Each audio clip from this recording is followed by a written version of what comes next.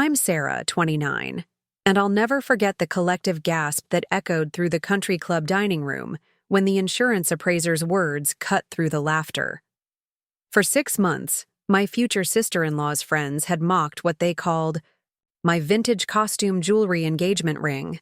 They whispered behind manicured hands about how my fiancé couldn't afford something decent. But when that appraiser announced the ring's true value at $340,000, their champagne glasses froze halfway to their lips. The woman who had just called it charming in a thrift store way went completely pale. Nobody expected that my quiet knowledge of antique jewelry would turn their mockery into stunned silence. I'd love to know which corner of the globe you're watching from. And if this story speaks to you, make sure to subscribe. Tomorrow's video is one you absolutely can't miss.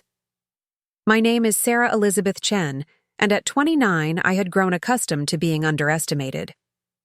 Perhaps it was my preference for vintage clothing over designer labels, or my tendency to choose books over nightclub hopping, but people often made assumptions about my background and capabilities that were far from the truth. I grew up in the heart of Portland, Oregon, in a modest craftsman house that my grandmother had purchased in the 1960s.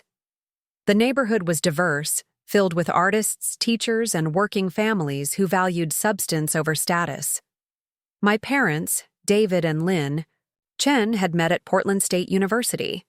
Dad was studying geology while Mom pursued her degree in library science. They were both first-generation college graduates who understood the value of education and hard work. Our house was small, but filled with character. The built-in bookshelves overflowed with volumes on everything from 19th-century literature to geological surveys. Mom's collection of vintage jewelry boxes lined the hallway, each one containing pieces she had inherited from her grandmother or discovered at estate sales. Dad's rock and mineral specimens occupied every available surface, each specimen carefully labeled with its geological properties and origin. Growing up, I spent countless afternoons at the kitchen table with Mom, examining her collection of antique jewelry through a jeweler's loupe. She had inherited her grandmother's passion for vintage pieces and possessed an encyclopedic knowledge of different periods, makers, and techniques. Victorian mourning jewelry, Art Deco geometric designs, Edwardian platinum and diamond confections. Mom could identify the era and often the specific maker just by examining the craftsmanship. "Look at the way they've set these seed pearls. Sarah," she would say, pointing to an intricate Victorian brooch. "See how they're drilled and strung on horsehair?" That technique was abandoned by the 1920s when they started using white gold wire. The craftsmanship tells you everything about when and where a piece was made. She taught me to recognize hallmarks, to identify different cuts of gemstones, and to appreciate the subtle differences in metalwork that distinguished one era from another. What others might see as old-fashioned trinkets, we understood as historical artifacts that told stories about the people who had worn them and the times in which they lived. Dad contributed his scientific background to my education. He showed me how to test metals using acid solutions, how to examine stones under magnification to identify natural versus synthetic materials, and how geological processes created the gemstones that adorned jewelry pieces. His rock hammer and collection of testing equipment became as familiar to me as Mom's jewelry boxes. By the time I was 12, I could distinguish between natural and cultured pearls, identify the difference between Art Nouveau and Art Deco styles, and explain why certain gemstone cuts were popular in specific historical periods. My friends thought it was quirky that I spent weekends at estate sales and antique shows, but I found the hunt for hidden treasures irresistible. In high school, while my classmates worked at mall stores and coffee shops, I spent my weekends helping Mom at her small booth in the Hawthorne Antique Market. She had started dealing in vintage jewelry as a side business, using her expertise to find undervalued pieces that she could restore and resell to collectors. I learned the business side of antiques, how to research provenance, how to price items fairly, and how to spot the difference between genuine vintage pieces and modern reproductions. My academic path led me to study history at Reed College, with a focus on material culture and social history. I wrote my senior thesis on the evolution of engagement ring traditions in 20th century America, examining how economic conditions, social movements, and changing gender roles influenced jewelry design and purchasing patterns. The research combined my lifelong interest in vintage jewelry with serious academic inquiry. After graduation, I found work at the Portland Historical Society, where I managed their collection of decorative arts and personal artifacts. The position was perfect for my background. I cataloged historical jewelry pieces, researched their provenance, and created educational exhibits that helped visitors understand how personal adornment reflected broader social and economic trends. The work was deeply satisfying but not particularly lucrative. My salary was modest, and I lived in a small apartment in the Alberta Arts District, furnished with vintage finds and family hand-me-downs. I drove a 15-year-old Honda Civic and bought most of my clothes at vintage shops and consignment stores. By choice, not necessity. I preferred the unique character of older pieces to mass-produced contemporary fashion. My social circle consisted mainly of other museum professionals, graduate students, and artists. We gathered for potluck dinners, where we discussed everything from recent archaeological discoveries to independent films. Money wasn't the focus of our conversations or relationships. We measured success by intellectual curiosity, creative output, and personal fulfillment, rather than material possessions. This background became relevant when I met Marcus Rivera at a coffee shop in the Pearl District on a rainy Tuesday morning, in March. I had arrived early for a meeting with a potential donor to the Historical Society, and was reviewing my notes when a tall man with warm brown eyes and graying temples approached my table. "Excuse me, but I couldn't help noticing your book," he said, gesturing to the volume of Victorian jewelry that lay open beside my laptop. "Are you a collector?" His interest seemed genuine, not like a pickup line, so I explained my work at the Historical Society and my personal interest in antique jewelry. Marcus introduced himself as a professor of comparative literature at Portland State University, specializing in 19th century British and American authors. He was intrigued by the connection between literature and material culture, particularly how authors of different periods described jewelry and personal adornment. We ended up talking for 2 hours, long past when I should have left for my donor meeting. Marcus was intellectually curious, well-read, and surprisingly knowledgeable about decorative arts. He had traveled extensively for his research, visiting museums and historical sites across Europe and the eastern United States. Unlike many academics I knew, he was genuinely interested in practical applications of knowledge, not just theoretical concepts. Our conversation flowed naturally from Victorian mourning jewelry to Charles Dickens' descriptions of social class, through personal adornment to the role of jewelry in Jane Austen's novels. I found myself sharing insights I rarely had the opportunity to discuss with anyone outside my family or close professional circle.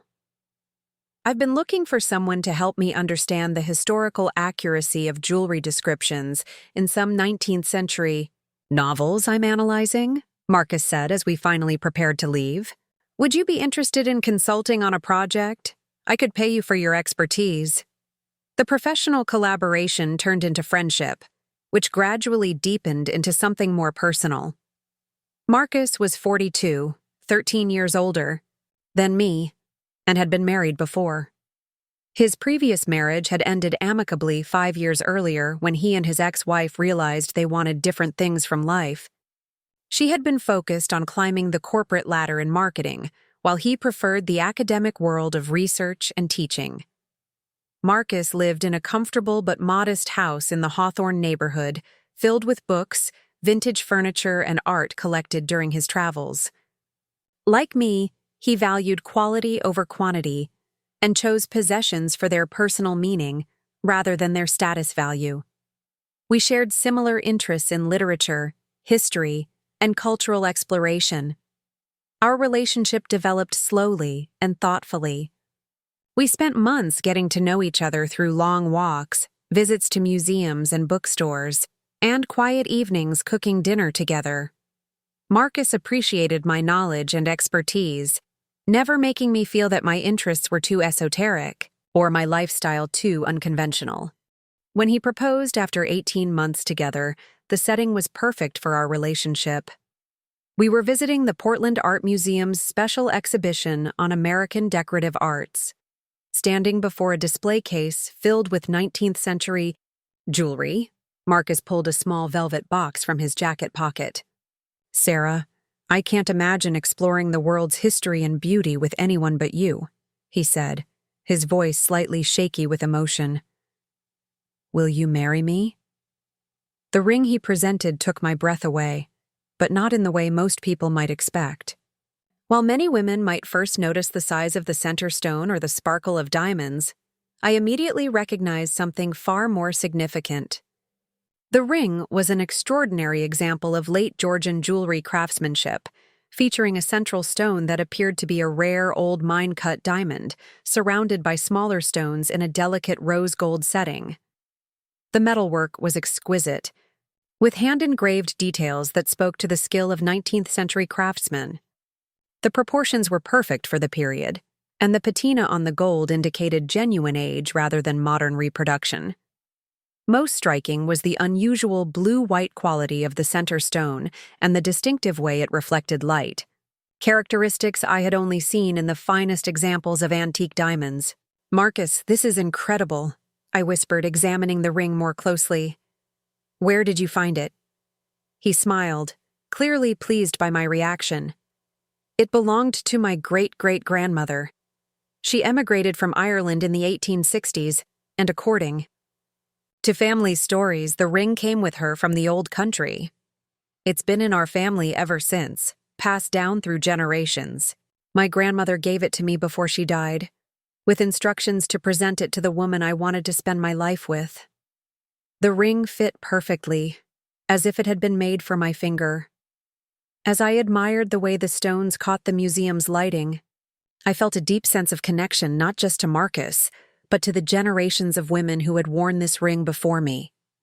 The piece represented love, commitment, and continuity across time, values that resonated deeply with my appreciation for history and tradition. Marcus explained that his family had been in Oregon for 3 generations. His great-grandfather had been a logger working in the forests east of Portland during the early 20th century. The family had never been wealthy, but they had preserved certain treasures, including this engagement ring, that connected them to their Irish heritage. "Had it cleaned and checked by a local jeweler to make sure it was safe to wear," Marcus said.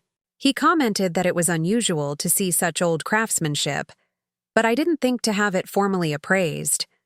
"I hope you don't mind that it's not something new and modern." Mind? I was thrilled. The ring represented everything I valued: historical significance, exceptional craftsmanship, and personal meaning that couldn't be purchased at any contemporary jewelry store. I knew that Marcus had chosen to propose with his family heirloom, not because he couldn't afford something new, but because he understood that I would appreciate its historical and emotional significance. When I called my parents to share the news of our engagement, Mom was immediately interested in hearing about the ring. I described the setting, the cut of the stones, and the metalwork in detail.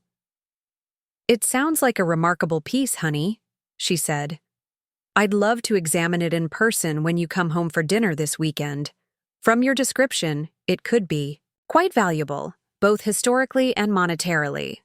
Dad, ever practical, asked about Marcus's family background and his financial stability. While he was pleased that I had found someone who shared my intellectual interests, he wanted to ensure that Marcus could provide security for our future together.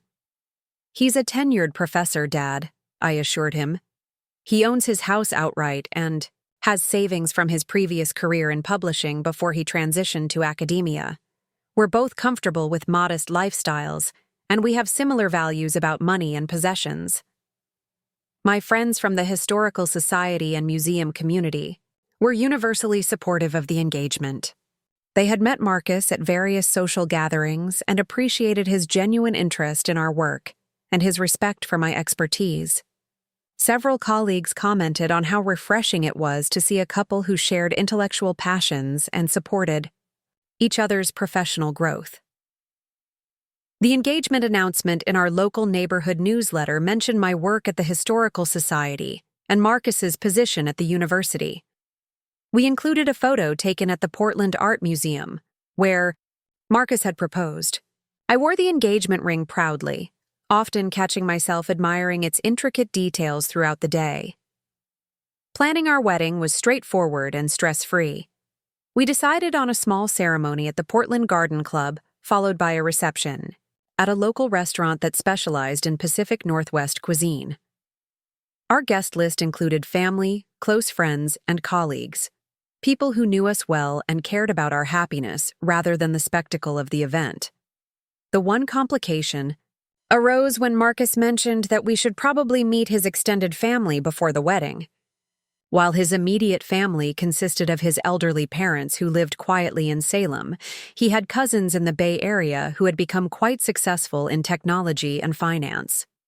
My cousin Bradley and his wife Veronica have insisted on hosting an engagement party for us in Napa Valley, Marcus explained one evening as we reviewed wedding plans. Bradley is my father's nephew, and he's done very well in venture capital. They have a house in St. Helena, and I want to celebrate our engagement with their friends and business associates. A lot of love and effort went into bringing this story to life. If you're enjoying it, we'd be so grateful if you'd subscribe to our channel. Now, back to where we left off. The idea of a party in Napa wine country sounded lovely in theory, but I sensed there might be complications. Marcus had mentioned Bradley's wealth casually over the months, describing family gatherings where his cousin would arrive in expensive cars and discuss investments and business deals that were far removed from our academic world. "Do you think I'll fit in with their crowd?" I asked, suddenly aware that my vintage wardrobe and modest lifestyle might seem out of place among successful Bay Area professionals. Marcus took my hands in his, looking directly into my eyes. "Sarah, you're brilliant, accomplished, and beautiful. Anyone who doesn't appreciate those qualities isn't worth worrying about. Besides, Bradley and Veronica are family. They want to celebrate with us, not judge us." His confidence was reassuring, but I couldn't shake a sense of unease about entering a social environment where wealth and status might be valued differently than in our academic and cultural community in Portland. Still, I agreed to the engagement party, hoping that Marcus's family would be welcoming and that our differences in lifestyle and priorities wouldn't create awkwardness. The invitation arrived 2 weeks later, printed on heavy cardstock with elegant calligraphy. The party would be held at the Rivera family estate in St. Helena, with cocktails and dinner for 60 guests. The suggested attire was cocktail elegant, which I interpreted to mean something more formal than my usual vintage finds.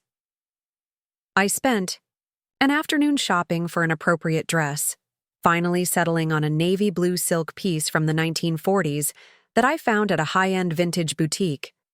The dress was beautifully tailored with a classic silhouette that flattered my figure without being too revealing. I paired it with vintage pearl earrings that had belonged to my grandmother and low heels that would be comfortable for standing and mingling. The engagement ring would be my primary jewelry, of course. As I planned my outfit, I found myself looking at the ring with fresh eyes, wondering how it would appear to people who might not appreciate its historical significance. In the right light, the center stone had a slight yellow tint that was characteristic of antique diamonds, and the rose gold setting showed signs of wear that spoke to its age and use. To most people familiar with contemporary engagement rings, my ring might appear modest or even outdated. Modern diamonds were cut to maximize brilliance and fire, while antique cuts like mine were designed to showcase the stone's natural beauty under candlelight and gas lighting. The overall effect was more subtle and romantic than the bold sparkle of contemporary diamonds. Mom offered to lend me some of her more dramatic vintage jewelry pieces to complement the ring, but I decided to keep my accessories simple. The engagement ring was meaningful to me exactly as it was, and I didn't want to overshadow its historical significance with flashier additions. The drive to Napa Valley gave me time to mentally prepare for meeting Marcus's extended family and their friends. Marcus seemed relaxed and confident, pointing out landmarks and sharing family stories as we drove south. He had clearly spent happy times with Bradley's family and was looking forward to introducing me to this part of his life. Bradley made his first million before he was 30, Marcus explained as we approached St. Helena. He's been incredibly generous with the family over the years, helping pay for medical expenses and even contributing to my parents' retirement fund. He and Veronica are genuinely good people, even if their lifestyle is quite different from ours. The Co. Rivera estate was impressive, a sprawling Mediterranean-style villa surrounded by vineyards and perfectly manicured gardens. Cars lined the circular driveway, mostly luxury sedans and sports cars that probably cost more than my annual salary. Valets directed arriving guests toward the main entrance, where the sound of conversation and laughter drifted from the terrace. Bradley. Rivera greeted us at the door, embracing Marcus warmly before turning to me with a genuine smile. He was shorter than Marcus, with salt and pepper hair and an expensive suit that fit perfectly. Despite his obvious wealth, his manner was welcoming and unpretentious. "You must be Sarah," he said, shaking my hand with both of his. "Marcus has told us wonderful things about your work at the Historical Society. I'm fascinated by people who dedicate their careers to preserving culture and history." His wife Veronica appeared beside him, elegant in a designer dress that probably cost more than my monthly rent. She was perfectly coiffed and made up, with jewelry that sparkled under the chandeliers, but her smile seemed genuine as she welcomed me to their home. "We're so excited to finally meet the woman who captured Marcus's heart," she said, air-kissing both my cheeks in a gesture that felt natural rather than affected. "He's been absolutely glowing since your engagement." The first hour of the party went smoothly. Marcus introduced me to various relatives and family friends, and I found myself engaged in interesting conversations about my work, travel experiences, and shared interests in history and culture. Several guests asked thoughtful questions about museum work and seemed genuinely interested in my perspectives on preserving historical artifacts. The trouble began when we encountered Bradley's business associates and their wives. These were successful technology entrepreneurs, venture capitalists, and finance professionals who had built considerable wealth in Silicon Valley and the Bay Area. Their conversations revolved around stock options, real estate investments, luxury, travel, and private schools for their children. I was speaking with Marcus and a couple named Derek and Samantha Walsh when Samantha's attention was drawn to my engagement ring. Derek was a hedge fund manager, and Samantha had previously worked in marketing before focusing on charitable foundation work.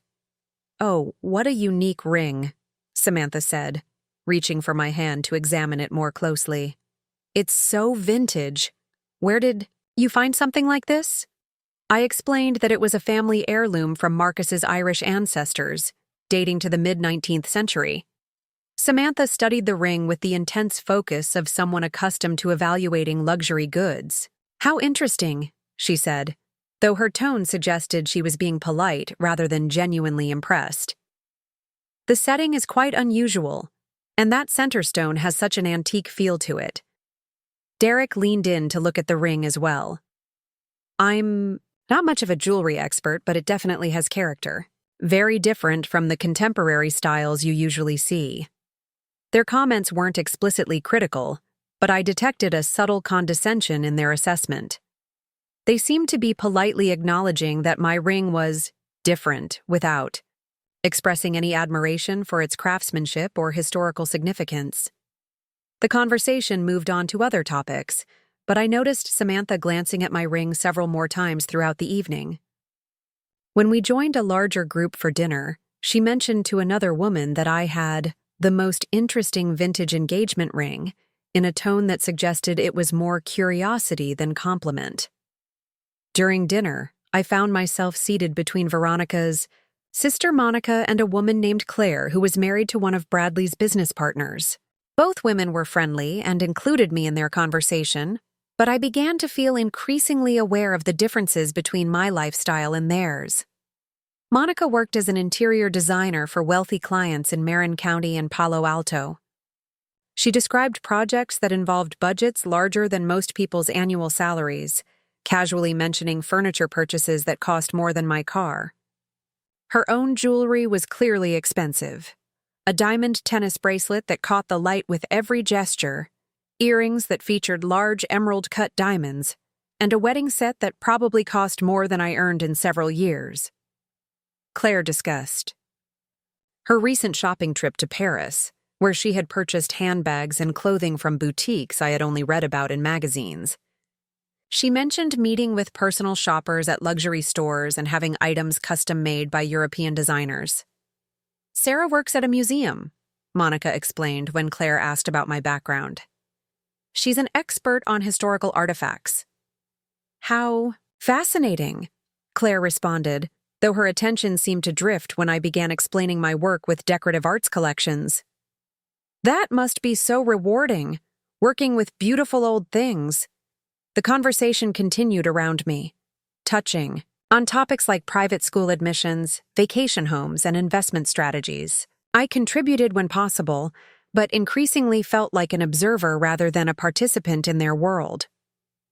After dinner, as guests moved to the terrace for coffee and after-dinner drinks, I overheard a conversation that made my stomach clench with embarrassment.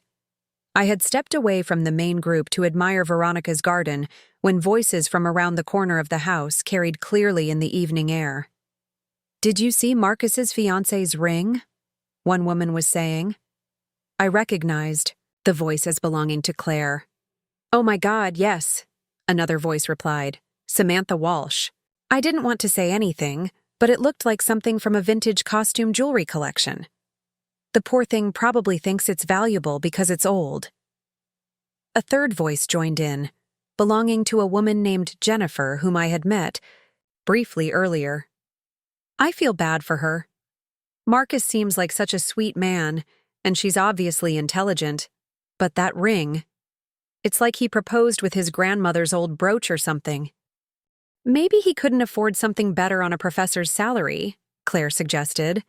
"But still, there are beautiful vintage-style rings you can buy that look antique without actually being cheap old jewelry. I'm sure she loves it because it has sentimental value," Samantha said in a tone that suggested she was trying to be charitable. "But I would be mortified to wear something like that to events like this. Everyone can tell when stones are low quality, even in antique settings." "The setting is actually quite pretty," Jennifer admitted.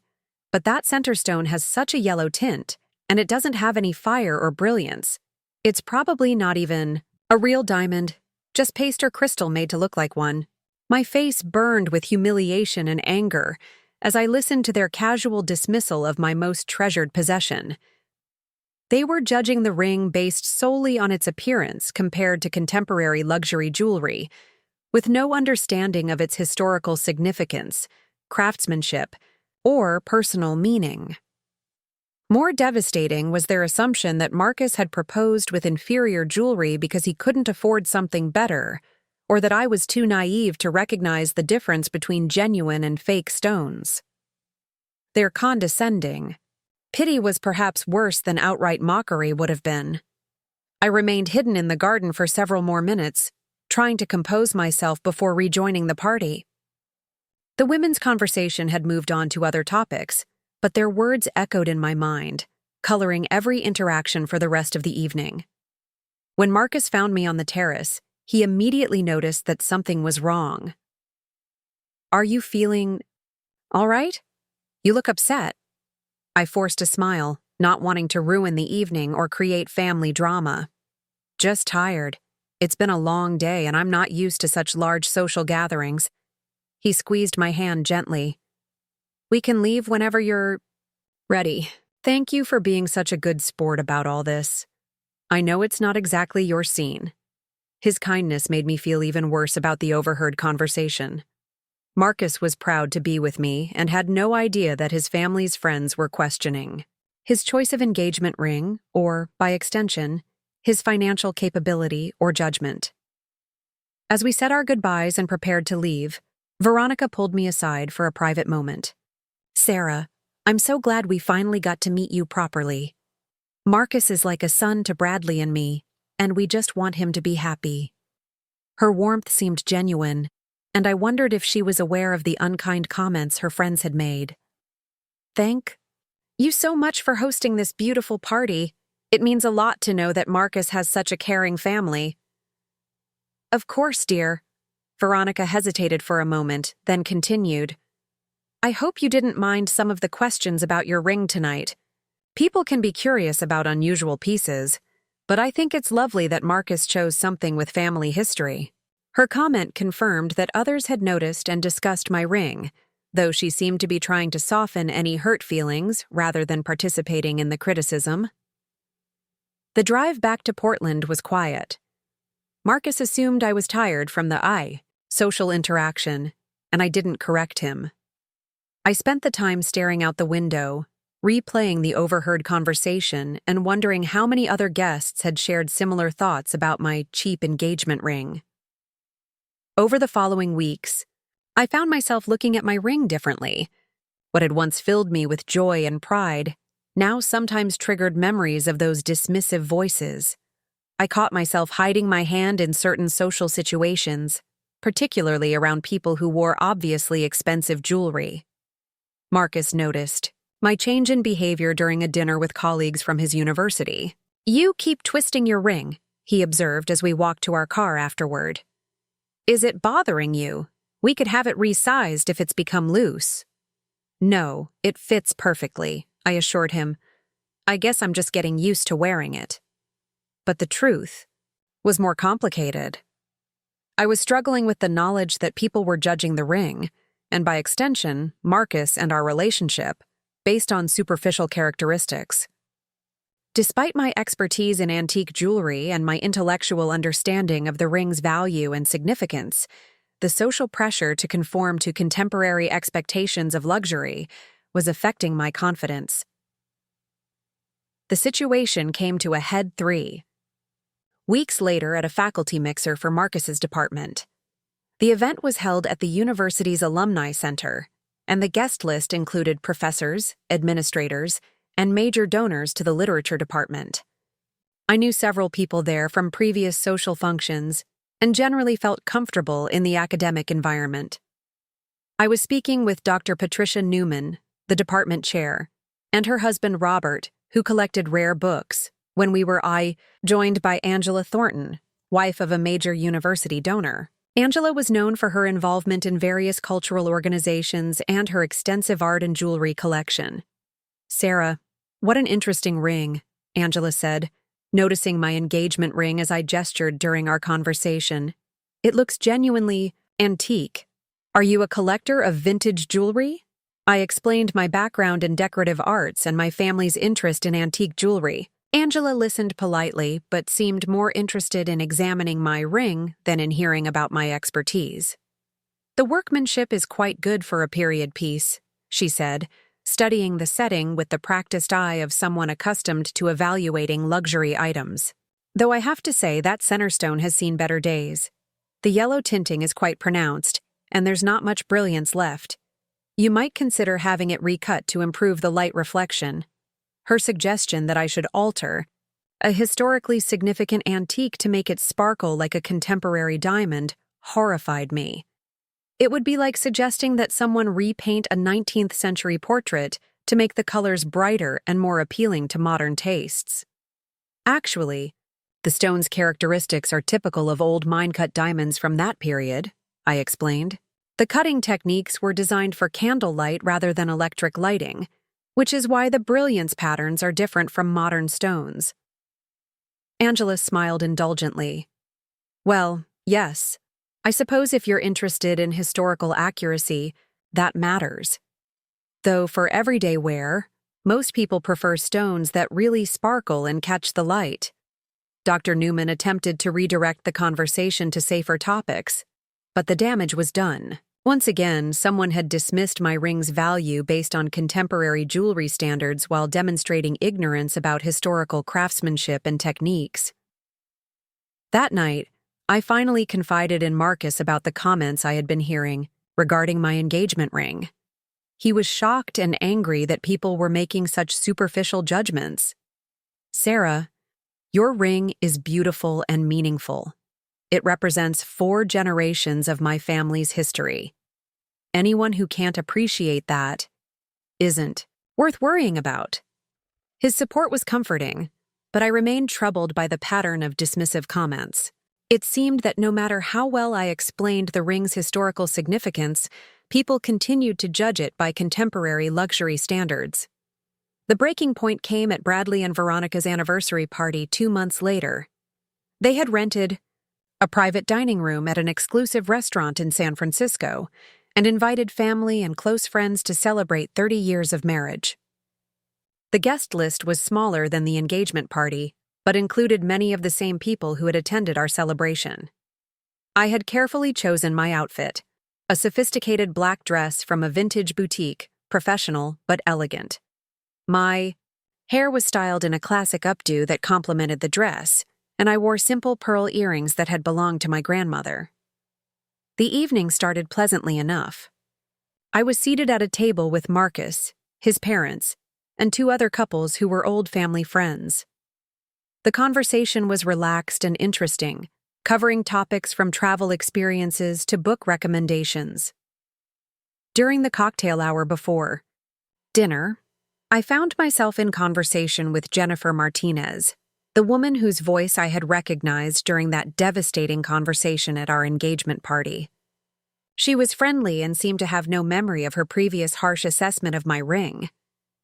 "Sarah, how are the wedding plans coming along?" she asked. "Have you set a date yet?" I explained that we were planning a simple ceremony in Portland for the following spring, focusing on family and close friends rather than a large celebration. "How lovely! There's something to be said for intimate weddings." Jennifer's gaze dropped on my engagement ring. "You know, I've been thinking about your ring since we met at your engagement party. It has such character." The word character seemed to be code for different, or not conventionally attractive. But I thanked her for the comment. "Have you ever considered having it appraised?" Jennifer continued. "I have a friend who specializes in estate jewelry, and she's always fascinated by older pieces.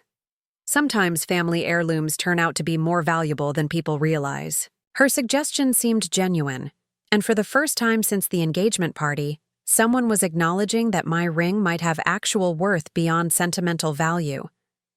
"That's an interesting idea," I replied. "I know quite a bit about antique jewelry through my work, but I've never had this particular piece professionally evaluated." "You should definitely consider it," Jennifer said. "Even if it's not tremendously valuable, it would be good to know for insurance purposes. Plus, you might discover some interesting history about the piece." Our conversation was interrupted by the call to dinner, but Jennifer's words stayed with me throughout the evening. While I was confident about the ring's historical significance and craftsmanship quality, I realized that I had never researched its specific monetary value or investigated its provenance beyond Marcus's family stories. The seed Jennifer had planted grew during the drive back to Portland. Marcus and I discussed the evening, and I mentioned her suggestion about having the ring appraised. "That's not a bad idea," Marcus agreed. "I know my family stories about the ring coming from Ireland, but I don't have any documentation about its specific history. An appraisal might uncover some interesting details." He paused thoughtfully. "My grandmother always said it was valuable, but I assumed she meant it sentimentally. She used to tell me that the ring had traveled across an ocean and survived everything from famines to world wars. She made it sound almost mystical." His grandmother's stories intrigued me. Family legends about jewelry often contained kernels of truth, especially regarding pieces that had been carefully preserved across generations. The fact that the ring had survived so long in such good condition suggested that previous generations had understood its worth. Over the following week, I researched certified jewelry appraisers in the Portland area. I wanted someone with specific expertise in antique pieces who could provide both historical context and current market valuation. Several colleagues at the Historical Society recommended Isabella Rodriguez, a certified gemologist who specialized in estate jewelry and had worked with museums on insurance appraisals for their collections. Isabella's office was located in a converted Victorian house in the Hawthorne district, not far from where Marcus lived. The space was professional but welcoming, with display cases showing examples of her restoration work and shelves lined with reference books on jewelry history and gemology.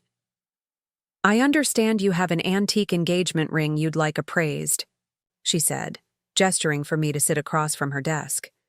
"Tell me what you know about its history." I explained Marcus's family stories about the ring coming from Ireland in the 1860s and passing through 4 generations of women. I described the setting, the metalwork, and my observations about the stones based on my background in decorative arts. Isabella listened carefully, taking notes about the family provenance and my assessment of the ring's characteristics. "It sounds like a potentially significant piece. Jewelry that survived emigration from Ireland during that period often represents the most valuable possessions families could carry with them." She explained her appraisal process, which would include detailed examination of the stones, testing of the metal, research into the style and period, and comparison with similar pieces that had sold at auction or through estate sales. I should mention that I've been getting some comments about the ring from people who seem to think it's not particularly valuable, I said, feeling slightly embarrassed to admit this. I wanted to get a professional opinion to better understand what I'm wearing. Isabella nodded sympathetically. Unfortunately, many people judge antique jewelry by contemporary standards. They're looking for the high brilliance and perfect clarity of modern diamonds, without understanding that antique stones were cut for different lighting conditions and aesthetic preferences, she continued. Some of the most valuable antique pieces can appear modest to untrained eyes. The real value lies in the rarity of the cut, the quality of the craftsmanship, and the historical significance of the piece. We scheduled an appointment for the following week when I would bring the ring for detailed examination. Isabella estimated that the appraisal process would take several hours, and that I would have a comprehensive written report within a few days of the examination. I left her office feeling optimistic about finally getting definitive answers about my ring's value and history. Regardless of the monetary assessment, I hoped the appraisal would provide ammunition against the dismissive comments I had been enduring. The week leading up to my appointment with Isabella Rodriguez dragged by with excruciating slowness. Every time someone complimented my ring or asked about wedding plans, I found myself wondering what they really thought about the modest-looking antique on my finger. The upcoming appraisal had become both a source of anticipation and anxiety.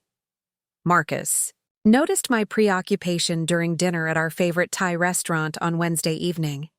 I had been absently spinning the ring around my finger while we discussed weekend plans, a nervous habit I had developed since the anniversary party. "You're worrying about the appraisal," he observed, reaching across the table to still my restless hands.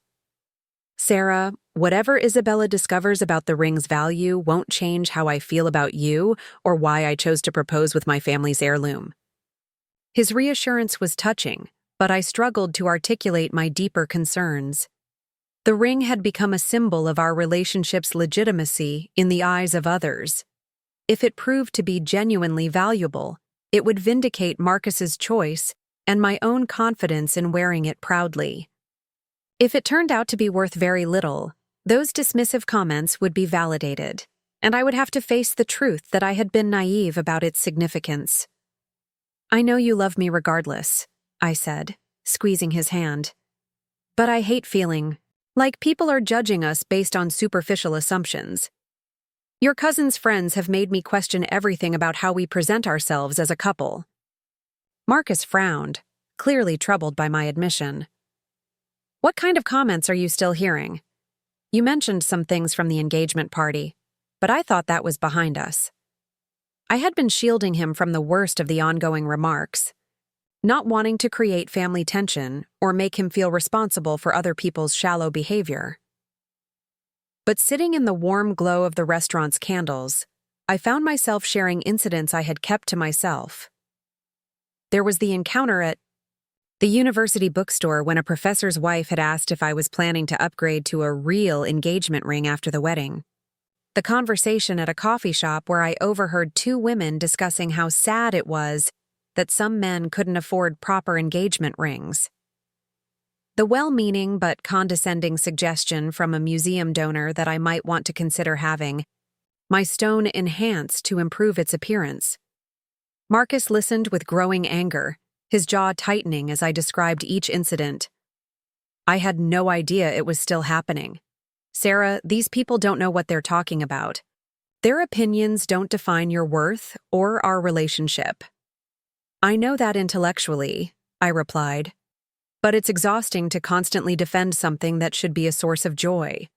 Sometimes I wonder if we should have just gone to a jewelry store and picked out something conventional that wouldn't attract commentary. The words hung between us, carrying weight I hadn't intended.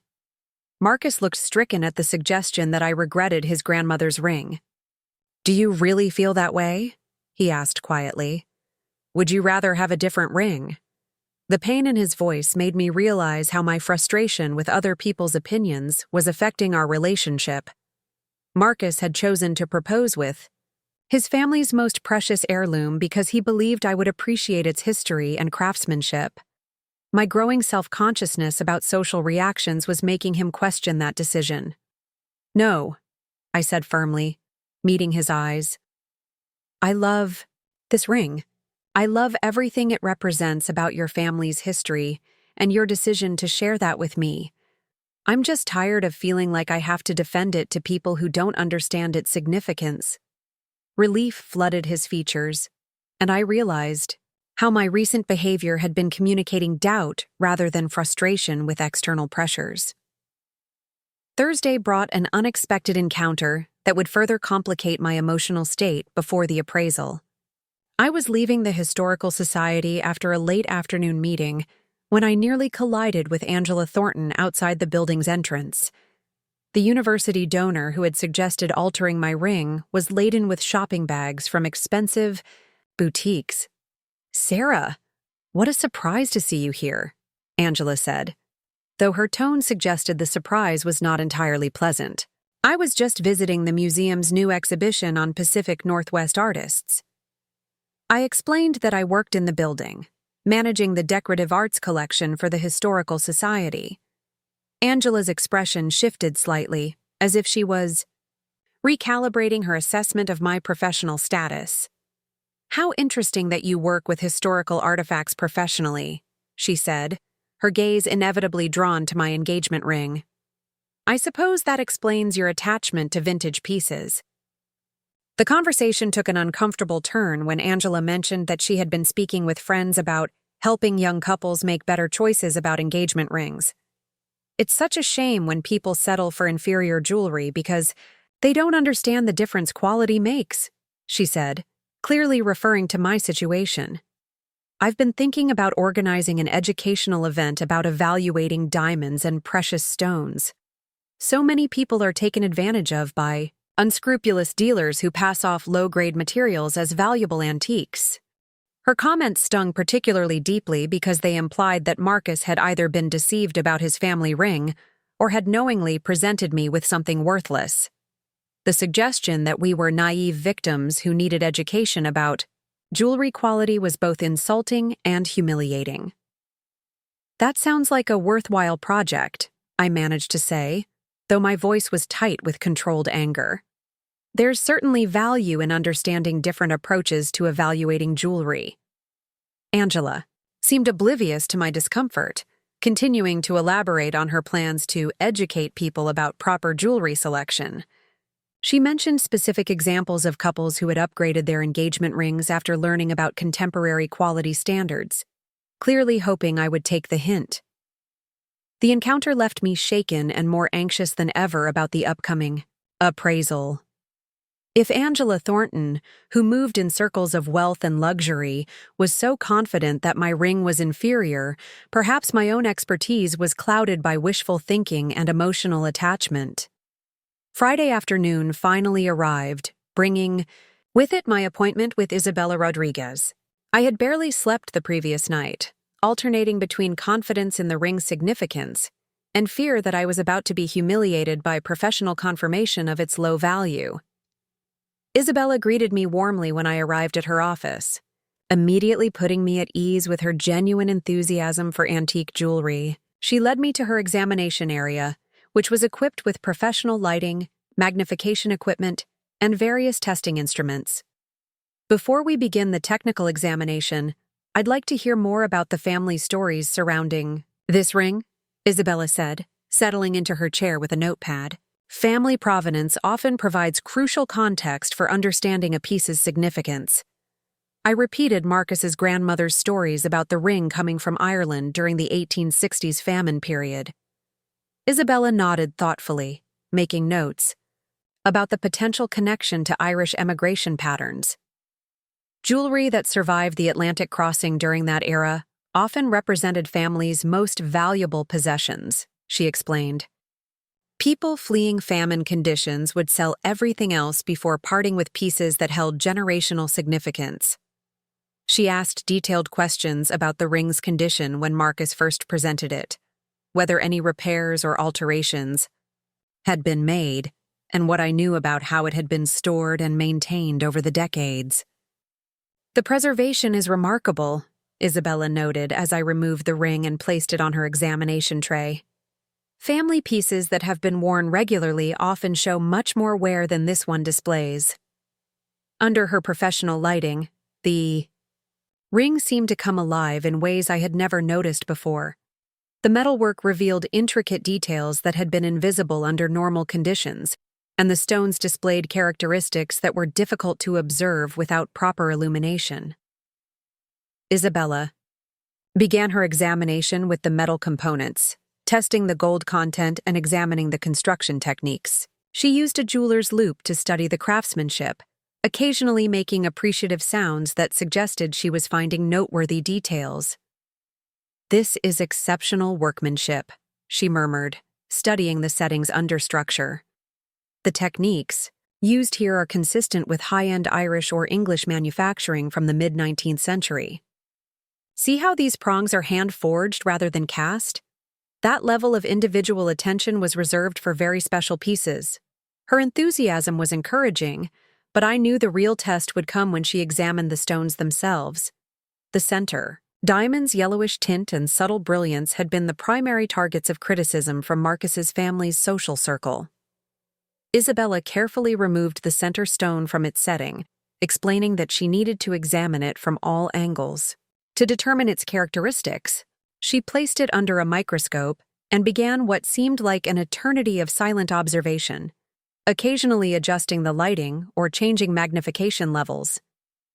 After nearly 20 minutes of examination, she looked up with an expression I couldn't quite read. "Sarah, I need to ask you something.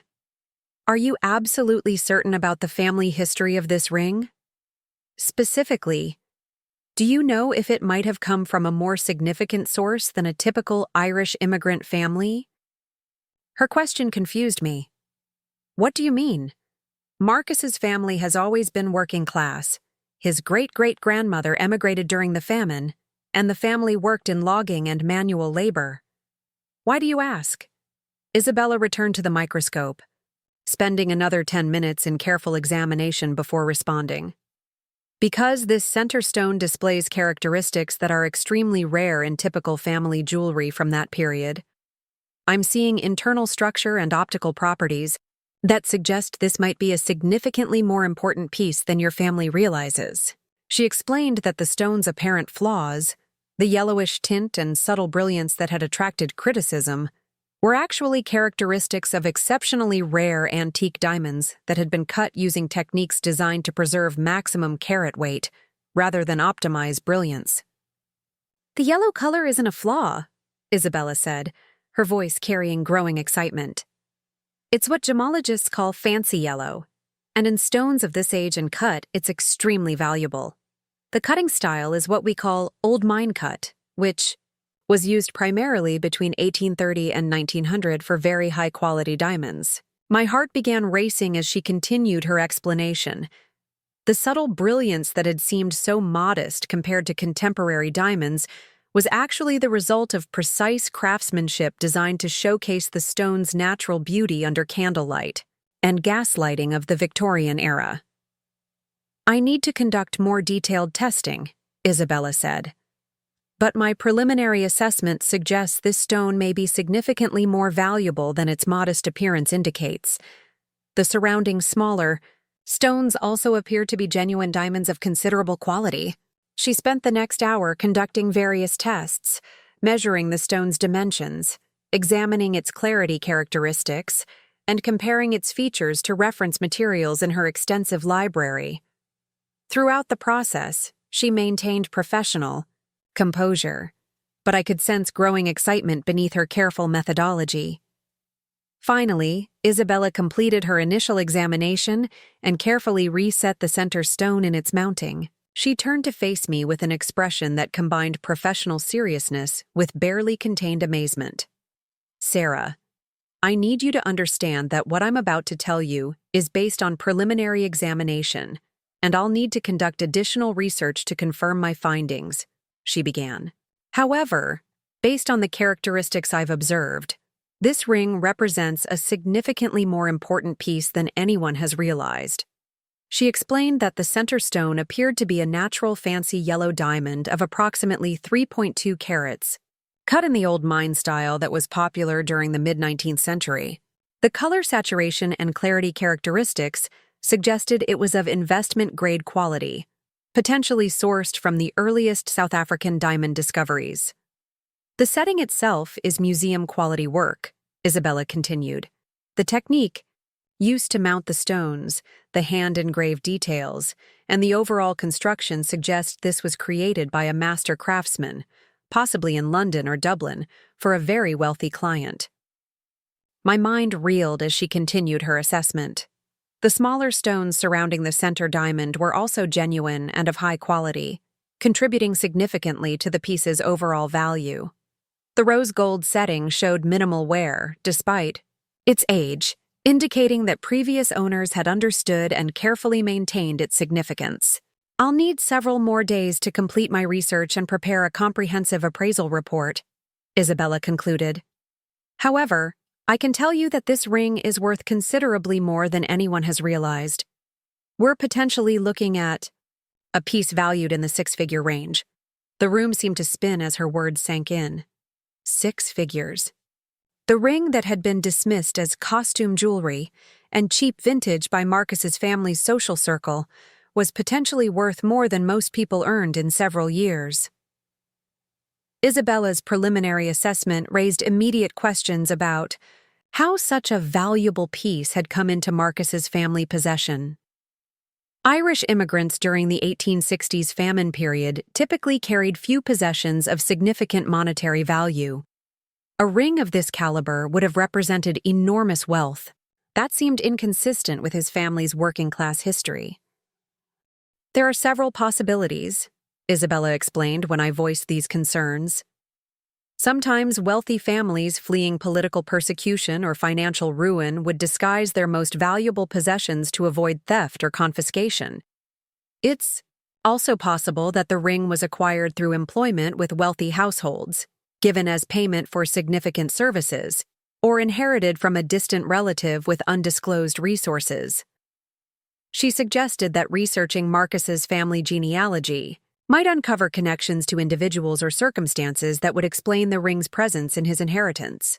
Such valuable pieces rarely appeared randomly in working-class family collections without interesting backstories. I left Isabella's office in a state of shock, clutching the preliminary notes she had provided while promising to deliver a comprehensive written appraisal within a week. The ring on my finger felt different now, heavier with significance and potential value that transformed every previous interaction I had experienced.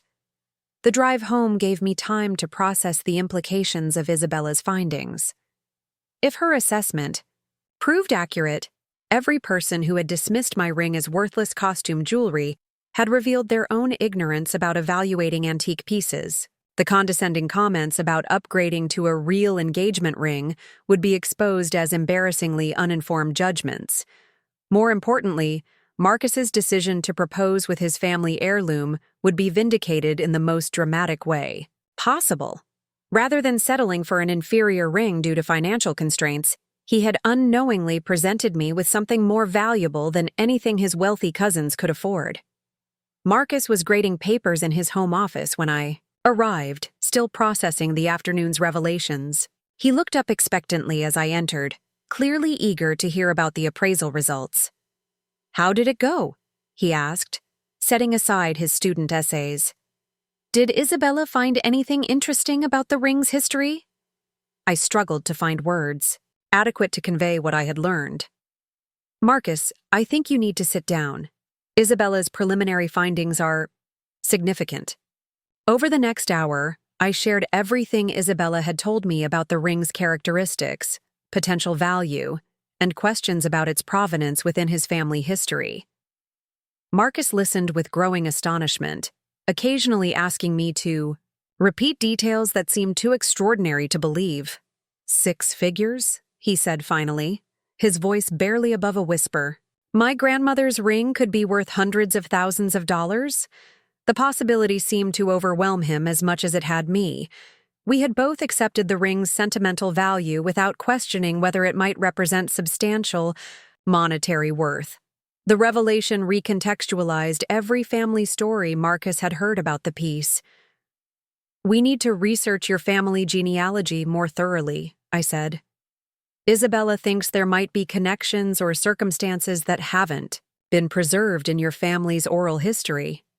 Marcus nodded slowly, still processing the implications. "My grandmother always said the ring was special, but she talked about its emotional significance, not its monetary value. I assumed her reverence was purely sentimental."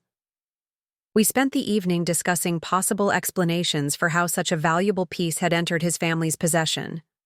Marcus remembered fragments of stories about ancestors who had worked for wealthy households in Ireland and later in America, but he had never paid close attention to details that might now prove significant.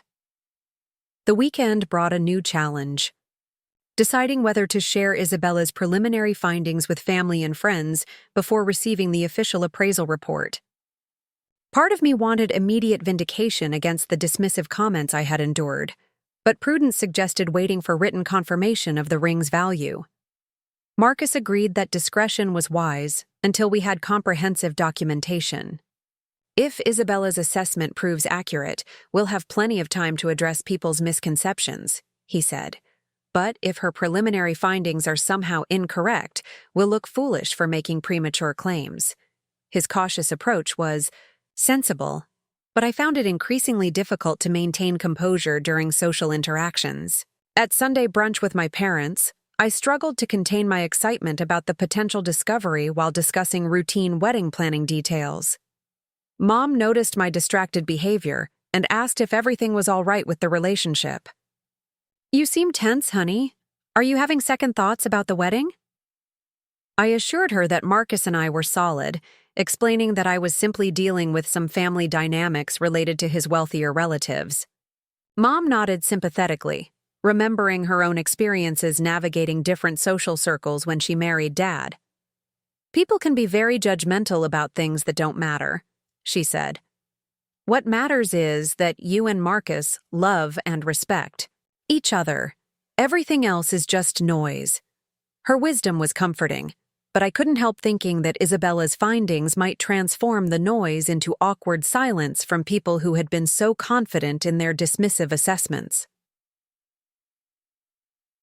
Monday brought an unexpected phone call from Veronica Rivera, Marcus's cousin's wife. She was organizing a small dinner party for the following weekend and wanted to invite us to join several couples for what she described as an intimate gathering.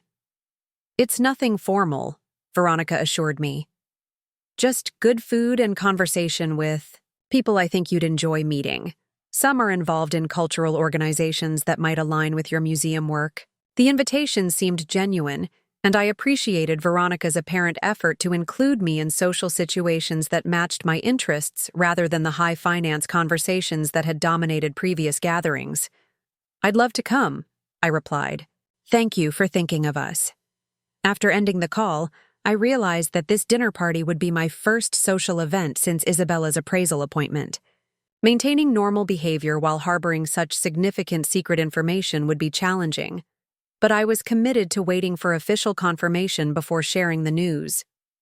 The week progressed slowly, with each day bringing me closer to Isabella's promised completion of the comprehensive appraisal report.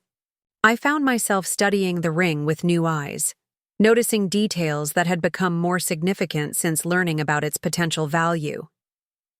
Wednesday afternoon brought a call from Isabella, requesting permission to consult with a colleague who specialized in Victorian-era jewelry. She explained that my ring's characteristics were unusual enough to warrant additional expert opinion before finalizing her assessment. "I want to ensure absolute accuracy in my evaluation," she said. "The preliminary findings are so significant that I'd like confirmation from another authority in the field." Her diligence was reassuring, though it meant additional delay before receiving the final report. I agreed to the consultation, understanding that thoroughness was crucial for such an important evaluation. Thursday evening's faculty mixer at the University provided an unexpected test of my ability to maintain composure around people who had made dismissive comments about my ring. Angela Thornton was in attendance, holding court near the refreshment table with her usual confidence about jewelry and luxury goods. I managed to avoid direct conversation with Angela for most of the evening, but she cornered me near the coat check as I prepared to leave with Marcus. "Sarah, I've been thinking more about that educational seminar I mentioned," Angela said, her gaze automatically dropping to my engagement ring. "I think it could really help people make better decisions about jewelry investments. You might find it particularly interesting, given your work with historical artifacts." Her continued assumption that I needed education about jewelry evaluation was particularly galling now that I knew the truth about my ring's value. I forced a polite smile while declining her invitation. "That sounds like a worthwhile project," I said neutrally. "I'm sure many people would benefit from learning more about evaluating jewelry." Angela seemed satisfied with my response, apparently interpreting it as acknowledgement that I recognized my own need for such education. If only she knew how dramatically the tables were about to turn. Friday brought the call I had been anticipating all week. Isabella's voice was carefully professional when she asked if I could come to her office to review the completed appraisal report. "I have some additional findings to share with you," she said. "It would be better to discuss them in person rather than over the phone." Her tone was neutral, but I detected an undercurrent of excitement that suggested good news rather than disappointment. I arranged to meet her that afternoon, bringing Marcus along for moral support and to hear the results firsthand. Isabella greeted us both warmly and led us to her consultation area, where a thick folder waited on her desk.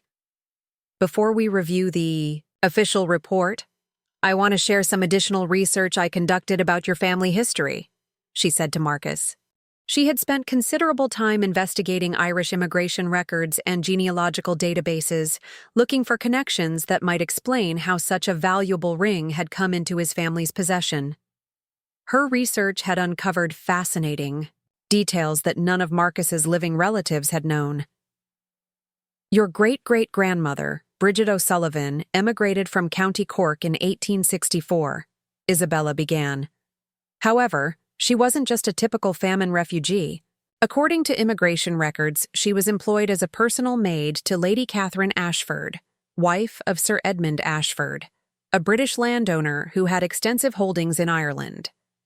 The documentation Isabella had discovered painted a picture, quite different from the working-class immigration story that had been passed down through Marcus's family. Bridget O'Sullivan had been in service to one of the wealthiest families in County Cork, a position that would have provided her with access to valuable household items and potential gifts from her employers. Lady Catherine Ashford was known for her extensive jewelry collection Isabella continued. Estate records from the period indicate that she regularly gave valuable pieces to longtime servants as retirement gifts or rewards for exceptional loyalty. This historical context provided a plausible explanation for how the ring had come into Marcus's family possession. Rather than being purchased by an impoverished immigrant family, it had likely been a gift from wealthy employers who valued Bridget O'Sullivan's service. Now, regarding the ring itself, Isabella said, opening the formal appraisal report. My consultation with Dr. Elizabeth Harper from the Gemological Institute confirmed my preliminary findings. This is indeed an extraordinary piece. She handed us copies of the comprehensive report, which included detailed photographs, technical specifications, and market comparisons. The center stone was officially certified as a 3.24-carat natural fancy yellow diamond, graded as VS1 clarity with exceptional color saturation for its category. The old mine cut enhances rather than detracts from the stone's value, Isabella explained. Collectors and connoisseurs specifically seek out antique cuts in stones of this quality, as they're increasingly rare in today's market. The setting was authenticated as 18-carat rose gold craftsmanship from the 1850s or 1860s, created using techniques that indicated manufacture by a master jeweler. The surrounding diamonds totaled an additional 1.8 carats of high-quality stones that complemented the centerpiece perfectly. Isabella turned to the final page of the report, where the official valuation was stated in bold numbers that made my heart race. For insurance purposes, this ring should be valued at $340,000. The figure hung in the air between us. More money than Marcus earned in 5 years of university teaching, more than my parents had paid for their entire house. The cheap costume jewelry that had been mocked by his family's social circle was worth more than most people's annual salaries. Marcus sat in stunned silence, staring at the appraisal report as if the numbers might change if he looked at them long enough. I felt a mixture of vindication, amazement, and something approaching hysteria at the dramatic reversal of everyone's assumptions. This is definitely the most significant piece I've evaluated this year, Isabella said, clearly pleased with her discovery. It's a perfect example of why professional appraisal is so important for antique jewelry. Surface appearance can be incredibly misleading when evaluating historical pieces.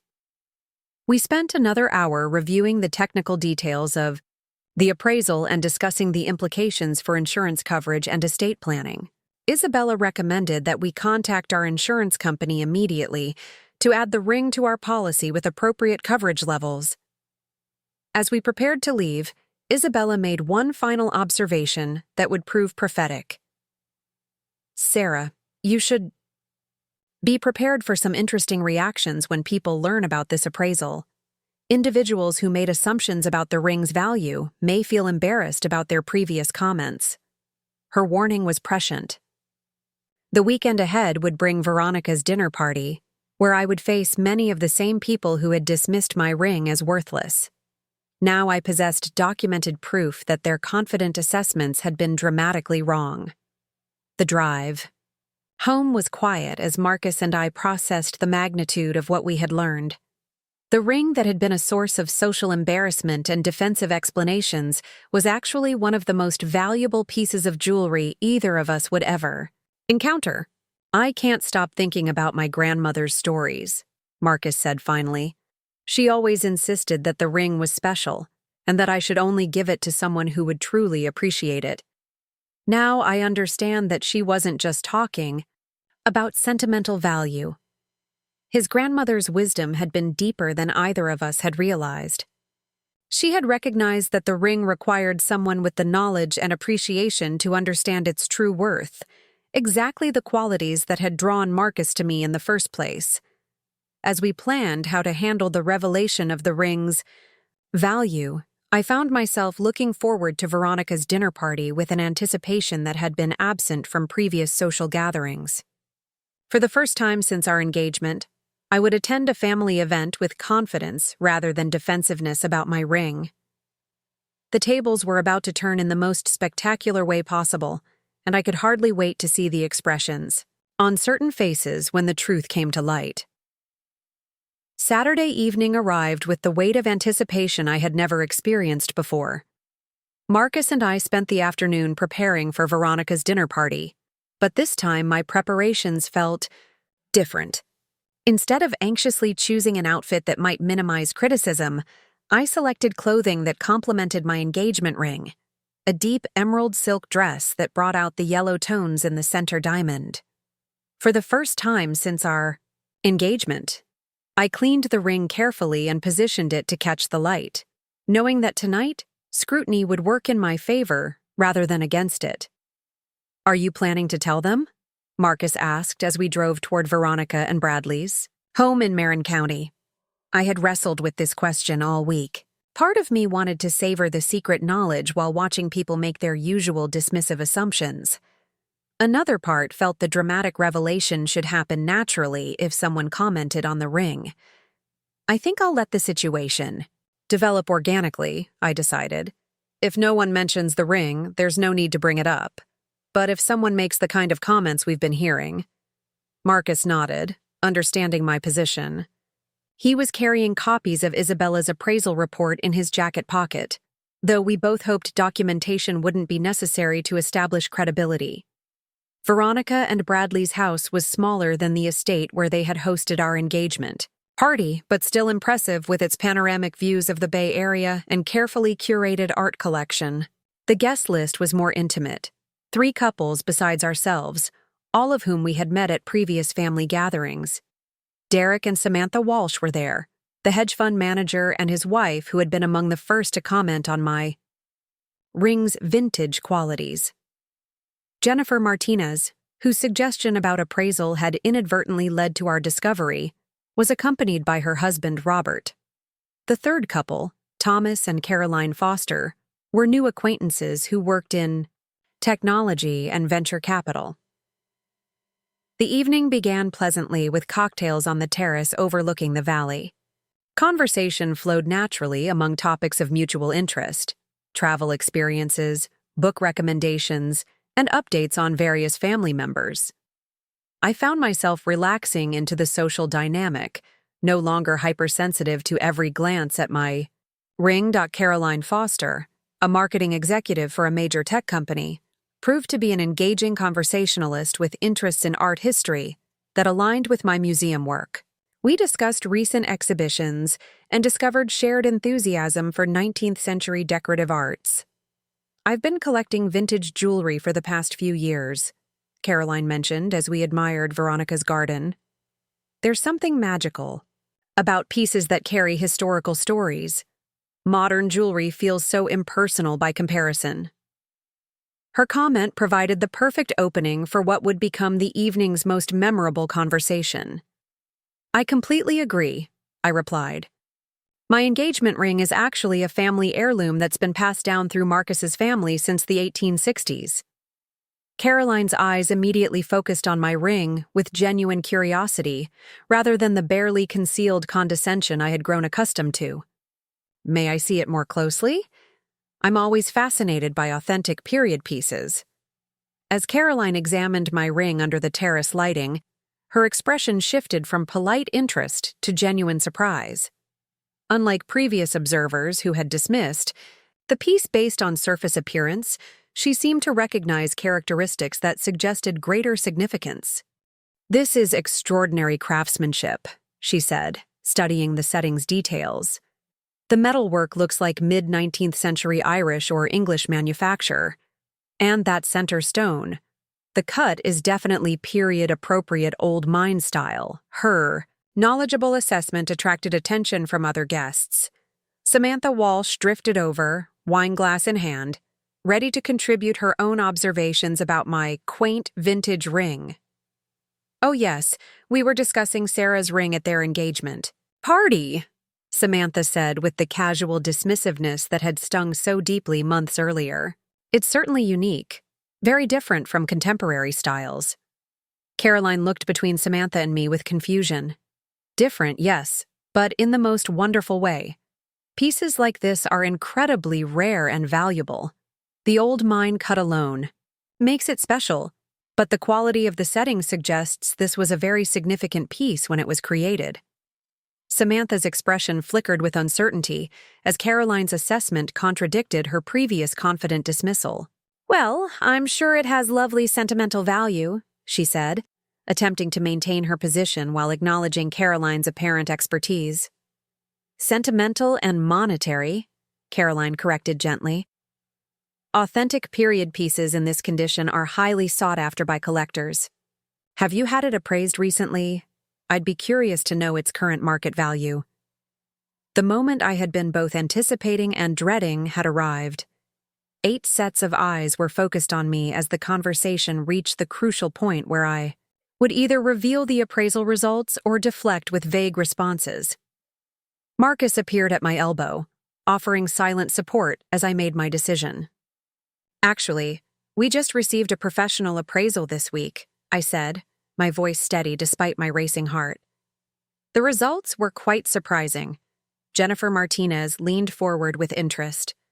"I'm so glad you followed through on my suggestion. What did you discover?" I paused, aware that my next words would fundamentally change the dynamic of every future social interaction with this group. The appraiser valued the ring at $340,000. The silence that followed was complete and profound. Wine glasses froze halfway to lips. Conversations at neighboring clusters of guests faltered as people sensed something significant happening in our circle. The only sound was the distant hum of traffic in the valley below. Samantha Walsh went pale, her champagne glass trembling, slightly in her hand. Derek's mouth opened and closed without producing sound. Even Caroline, who had recognized the ring's quality, looked stunned by the specific figure. $340,000? Jennifer repeated, her voice barely above a whisper. "Dollars?" Marcus reached into his jacket and withdrew the folded appraisal documents. "The appraiser is Isabella Rodriguez, a certified gemologist who specializes in antique pieces. She spent over a week researching the ring's characteristics and provenance." Thomas Foster, who had remained quiet during the jewelry discussion, stepped forward with the analytical approach of someone accustomed to evaluating significant financial information. "May I see the documentation? I work with high-value assets regularly, and I'd be interested in understanding the basis for such evaluation." Marcus handed him the appraisal report, and Thomas began reviewing the technical specifications with professional thoroughness. The rest of the group waited in silence as he examined Isabella's findings and supporting documentation. "This is legitimate," Thomas announced after several minutes of careful review. "The gemological certification, market comparisons, and authentication methods are all consistent with professional appraisal standards. The center stone is certified as a natural, fancy yellow diamond of exceptional quality." He looked up from the documents with newfound respect. "Sarah, you're wearing what amounts to a small investment portfolio on your finger. This appraiser knows her business. The valuation is thoroughly documented and professionally presented." The validation from Thomas, whose venture capital background gave him credibility in evaluating high-value items, seemed to break the spell that had held the group in stunned silence. Suddenly, everyone was speaking at once, asking questions and offering comments that revealed their shock at having so completely misjudged the ring's significance. "I can't believe I suggested you have it recut," Caroline said, looking mortified. "I would have been advising you to destroy a museum-quality antique." Jennifer shook her head in amazement. "When I mentioned appraisal, I was thinking maybe a few $1,000s at most. I never imagined anything like this." Derek Walsh, whose financial background made him particularly sensitive to displays of wealth, was studying me with new calculations visible in his expression. "Sarah, forgive my bluntness, but do you realize you're wearing more money than most? People see in a lifetime. The insurance implications alone." "We've already contacted our insurance company," Marcus assured him. "The ring will be properly covered under a separate rider to our policy." Samantha Walsh had remained silent since the initial revelation, but now she approached with an expression of genuine remorse. "Sarah, I owe you an enormous apology. The comments I made at your engagement party were inexcusably rude, and I was completely wrong about your ring's value." Her acknowledgement of previous criticism brought the conversation to the heart of what had been troubling me for months. Other guests who had made dismissive comments were now forced to confront how dramatically their confident assessments had missed the mark. "I think we all made assumptions based on surface appearance," I replied diplomatically, though privately savoring the reversal of positions. "Antique jewelry can be deceptive if you don't understand the characteristics that determine value." Bradley Rivera, who had been observing the conversation from across the terrace, joined our group with obvious curiosity about the commotion. Veronica quickly explained the appraisal results, and Bradley's business instincts immediately engaged. "Marcus, you mentioned this ring came through your family from Ireland in the 1860s, he asked. "Do you have any additional documentation about its history?" Marcus shared what Isabella had discovered about our great-great-grandmother's employment with wealthy Irish landowners and the likelihood that the ring had been a gift from her employers. Bradley nodded thoughtfully as he processed this information. "Family pieces with that kind of provenance can be even more valuable than the current appraisal indicates," he observed. "If you could establish direct connection to specific historical figures or events, it might qualify for museum acquisition or premium auction placement." The suggestion that our ring might belong in a museum rather than on my finger was both thrilling and overwhelming. The piece that had been dismissed as costume jewelry was now being discussed as a potential historical artifact worthy of institutional preservation. "For now, we're just trying to process the fact that it's worth more than a luxury car," I said, laughing at the absurdity of our situation. Caroline raised her wine glass in a toast. "To Sarah and Marcus, for teaching us all never to judge a book or a ring by its cover. Here's to hidden treasures and the wisdom to appreciate what we don't immediately understand." The group joined her toast, and the remainder of the evening took on a celebratory atmosphere. Guests who had previously treated me with polite distance now engaged with genuine interest and respect. Conversations shifted to other family heirlooms and antique pieces people had inherited, with everyone newly aware that assumptions about value could be dangerously misleading. Thomas Foster offered to connect us with additional specialists who could research the ring's historical provenance more thoroughly. Jennifer suggested we consider creating a comprehensive photographic record for insurance and estate planning purposes. Even Derek Walsh, whose initial comments had been particularly dismissive, offered assistance with financial planning implications of owning such a valuable asset. As the evening wound down, Veronica pulled me aside for a private conversation in her kitchen while other guests prepared to leave. "Sarah, I hope you know that the family has always appreciated you for who you are, not for what you wear or own," she said sincerely. "But I have to admit, there's a certain poetic justice in tonight's revelation." She had clearly been aware of the dismissive comments from family friends and was pleased to see them forced to reconsider their hasty judgments. Some people needed to learn that confidence in their opinions doesn't make those opinions correct. Veronica continued, "You handled yourself with remarkable grace, considering how wrong they were about something so important to you."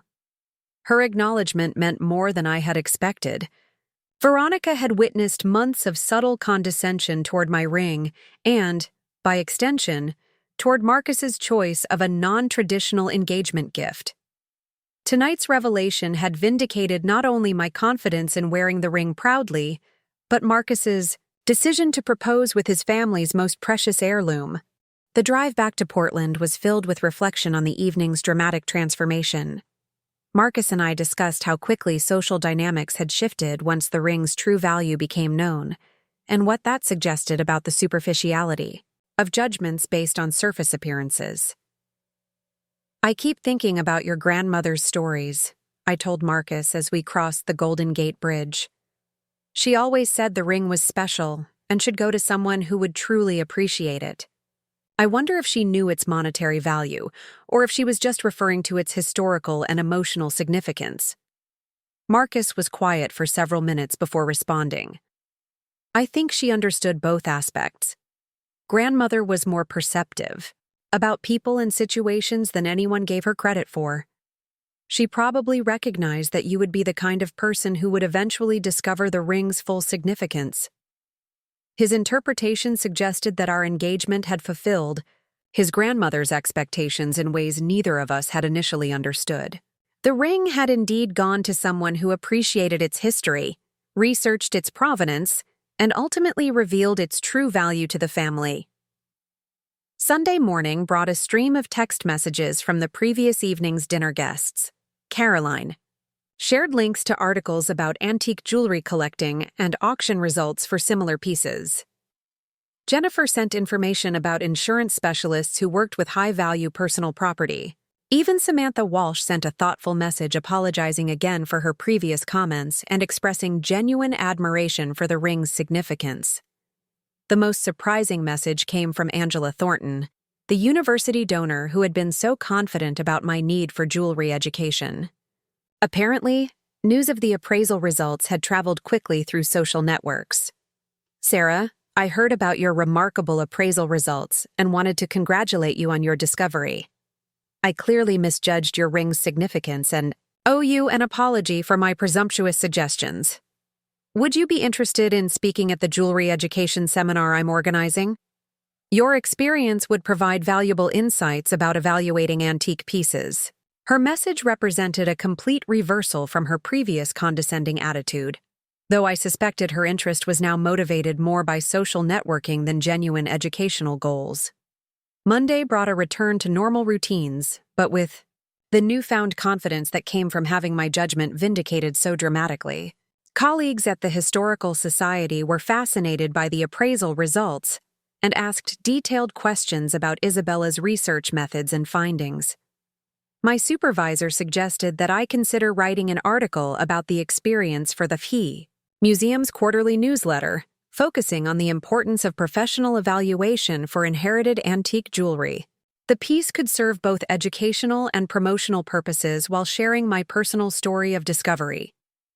Over the following weeks, news of the appraisal spread through various social and professional circles. The story of the cheap engagement ring that proved to be worth $340,000 became a popular topic of conversation at museum events, university gatherings, and family functions. Marcus's parents were amazed to learn that their family had unknowingly preserved such a valuable heirloom for generations. His father began researching other items that had been passed down through the family, wondering what other treasures might be hidden in their modest collection of inherited possessions. The experience fundamentally changed my relationship with social situations where wealth and status were primary currencies of conversation. I no longer felt defensive about my lifestyle choices or apologetic about preferring vintage clothing and modest living arrangements. The ring on my finger served as a constant reminder that true value often exists beneath unassuming surfaces.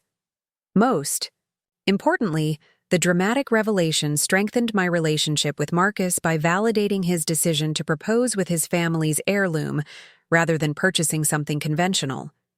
Our engagement ring represented love, history, and wisdom that couldn't be replicated by any contemporary piece from a jewelry store. 3 months after the appraisal, we received an unexpected phone call from a curator at the Smithsonian Institution who had heard about our ring through professional networks. She was researching a special exhibition on Irish emigration to America and was interested in learning more about pieces that had made the Atlantic crossing during the famine period. "Your ring represents exactly the kind of family treasure that tells important stories about immigration experiences," she explained during our phone conversation.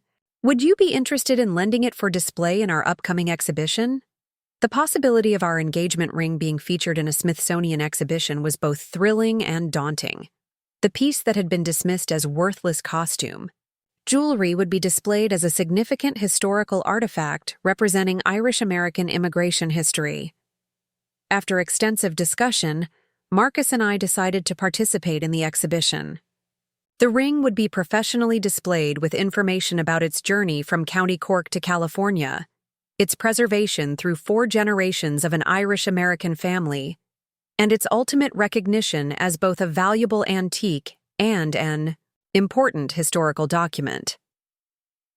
The Smithsonian exhibition opened 6 months later with our ring featured prominently in the section on personal treasures that survived the Atlantic crossing.